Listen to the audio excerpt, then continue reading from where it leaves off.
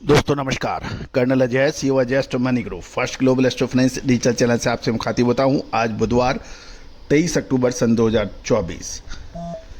दोस्तों आज के एपिसोड में हम चर्चा करेंगे पाम तेल में लगातार तीसरे दिन तेजी देखी गई। गौरतलब है कि भारतीय बाजारों में कच्चे तेल खाद्य तेलों में कुछ मामूली गिरावट देखी गई है, जबकि अंतर्राष्ट्रीय बाजारों में पाम तेल में लगातार तीसरे दिन तेजी दर्ज हो रही है। जानिए पूरी रिपोर्ट विस्तार से। दोस्तों इससे पहले हम आगे चले हैं, आपसे एक विनम्र अनुरोध, यदि आप हमारे चैनल पर पहली बार आए हैं और अभी तक सब्सक्राइब नहीं किया है तो चैनल को सब्सक्राइब करना बिल्कुल ना भूलें। यदि पसंद आए तो बेल आइकन को पुश कीजिए ताकि हर नोटिफिकेशन आप तक सबसे पहले पहुंचाई जा सके।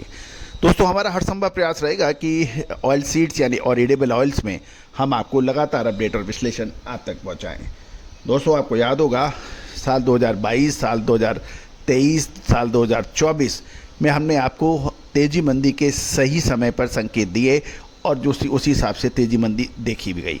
यदि आप खाद्य तेलों के बड़े व्यापारी हैं, स्टॉकिस्ट हैं, मिलर्स हैं या फिर रीपैकेजिंग करते हैं तो अग्रिम विश्लेषण आपके लिए फ़ायदेमंद साबित हो सकता है। विशेष रिपोर्ट सहयोग राशि अदा करने पर उपलब्ध हो पाएगी। दोस्तों जानिए रिपोर्ट विस्तार से।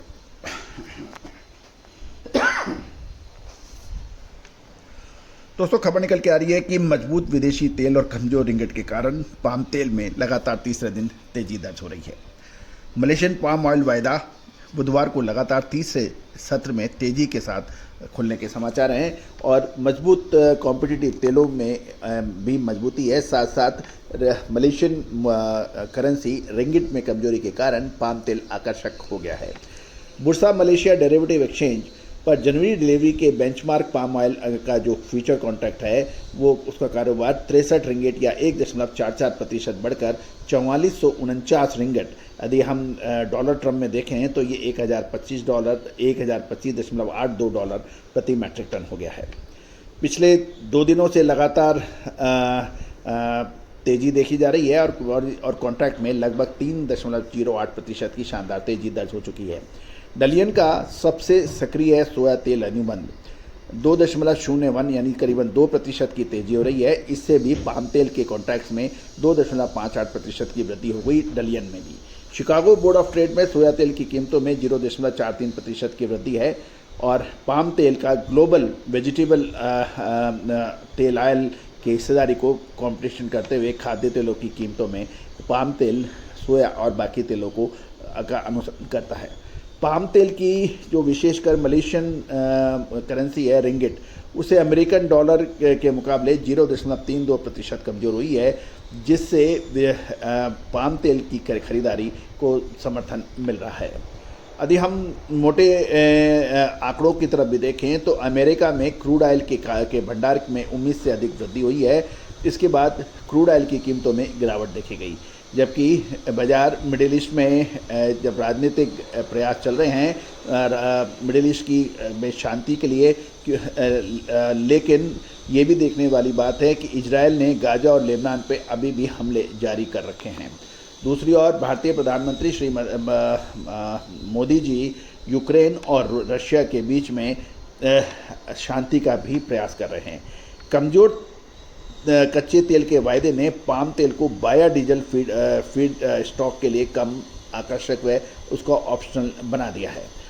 जुलाई में शुरू हुए 2024-25 सीजन में यूरोपियन संघ का सोयाबीन आयात 20 अक्टूबर तक 3.73 मिलियन मैट्रिक टन पहुंच गया है, जो एक साल की तुलना में 7% अधिक है, जबकि यूरोपियन संघ के पास पाम तेल का आयात 17% घटकर 0.98 मिलियन टन ही रह गया है।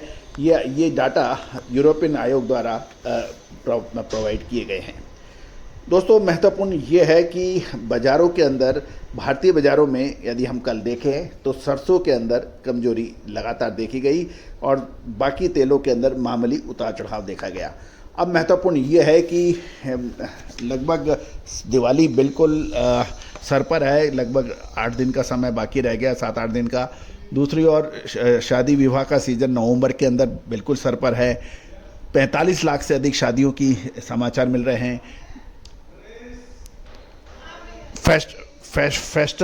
फेस्टिवल सीजन चल रहा है। दूसरी ओर अंतर्राष्ट्रीय बाज़ारों में भाव तेज हो रहे हैं। ये तेज़ी दिखा रहा है। लेकिन यदि देखे जाए तो सोयाबीन की फसल बिल्कुल बाज़ारों में ज़बरदस्त तरीके से आने के समाचार हैं। मूंगफली की फसल भी ज़बरदस्त बाज़ार में उपलब्ध है। तिल की भी अवेलेबिलिटी पूरी हो रही है। दूसरी ओर इम्पोर्टेड ऑयल उसकी भी कोई कमी नहीं है।